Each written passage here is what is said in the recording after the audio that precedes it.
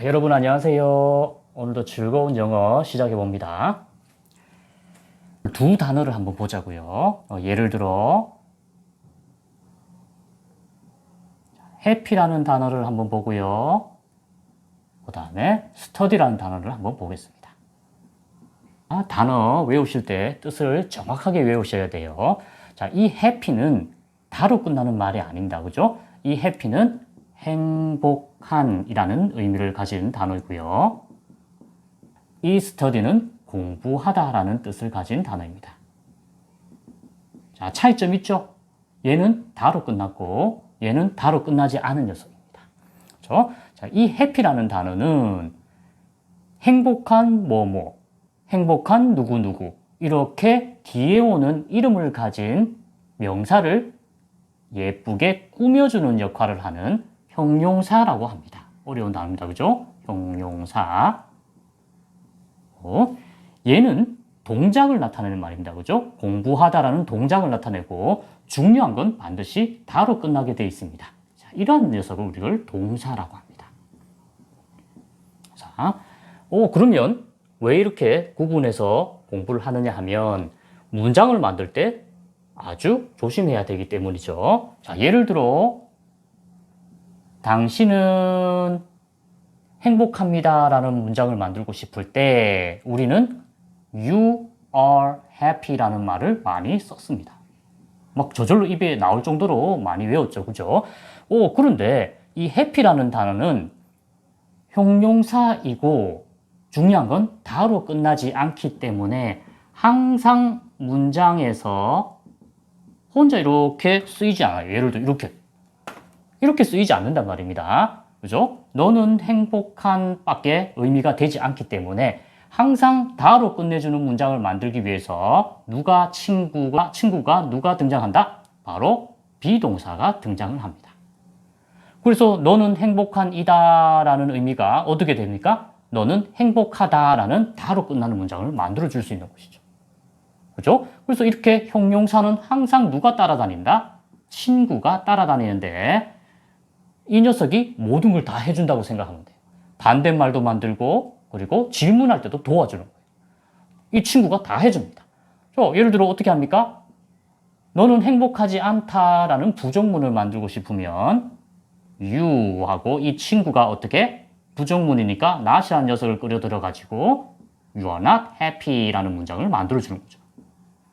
쉽습니다. 그죠? 자, 질문도 해볼까요? 질문할 때도 이 친구 비동사가 다 도와줍니다. 어떻게? 그 대신 순서가 바뀌는 거죠. 질문할 때는 are이 맨 앞에 옵니다.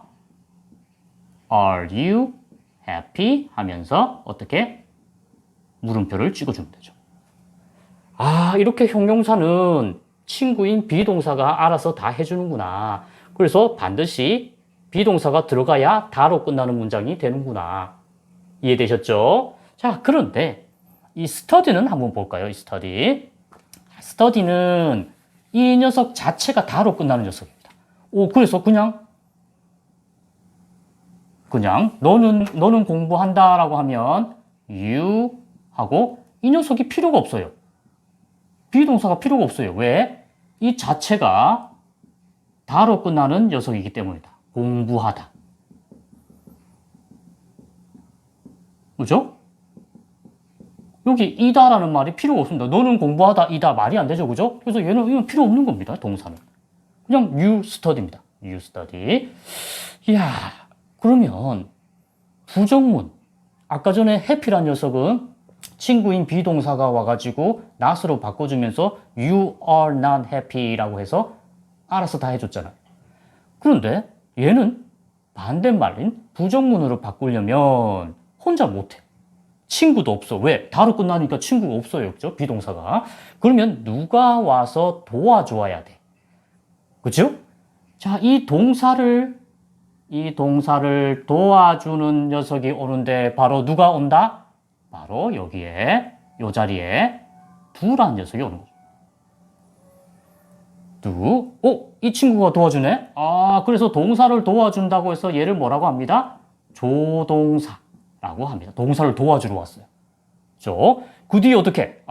얘가 일단 도와주러 오면서 뒤에서 not을 딱 데리고 와가지고 똑같이 you do not study라고 해주는 겁니다. 응? 그러면 여기 도와주러 온 이 조동사 do는 뜻이 있습니까? 뜻이 없어요. 그냥 도와주러 온 거예요. 뭘 도와주러 왔죠? 반대말 만들거나 질문할 때 도와주러 온 녀석이에요. do.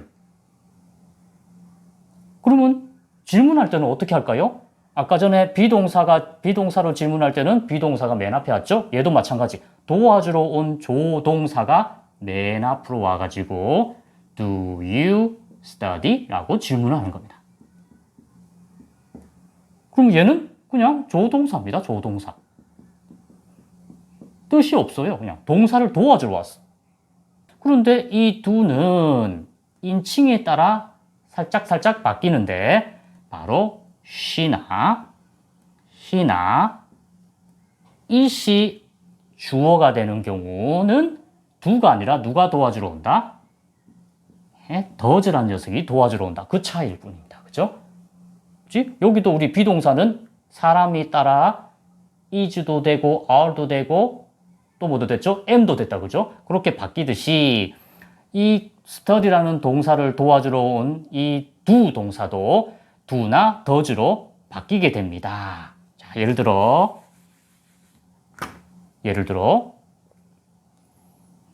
그는 공부하지 않아요 라는 말을 하고 싶어요. 그럼 어떻게 합니까? 어쨌거나 스터디를 도와주러 와야 되는데 앞에 주어가 he네요. 그죠? he니까 어떻게? do가 오는 게 아니라 does가 옵니다. 그죠? does가 오면서 부정문이니까 not을 데리고 오죠? 그러면 he does not 어떻게? 동사를 그대로 써주면 됩니다. 쉽습니다. 그죠? He does not study. 자, 질문도 해볼까요? 똑같습니다. 질문할 때도 주어가 he네. 그러면 do로 질문을 하는 게 아니라 does로 질문하는구나. 그러면 맨 앞에 does가 오고 Does he study? 라고 질문을 하는 거죠. 아주 쉽습니다. 그죠? 자, 그러면 이제 정리 한번 해볼게요. 자, happy 같은 형용사는 단어 자체가 다로 끝나지 않기 때문에 항상 친구 비동사가 와서 질문도 해주고 부정문도 만들어주고 그렇게 역할을 해주는 비동사가 들어간다. 자, 그렇지만 동사는 동사 자체가 다로 끝나기 때문에 부정문이나 의문문으로 만들 때는 이 동사를 도와주러 온 녀석이 있는데 그 녀석이 바로 뭐다? do와 does라는 조동사고 얘를 그냥 간단하게 우리 do 동사라고도 합니다. 그러면 얘들이 질문을 하거나 반대말로 만들 때 뜻은 있습니까? 뜻은 없어요. 해석을 안 해줘도 돼요. 그냥 단지 뭐 하러 왔다?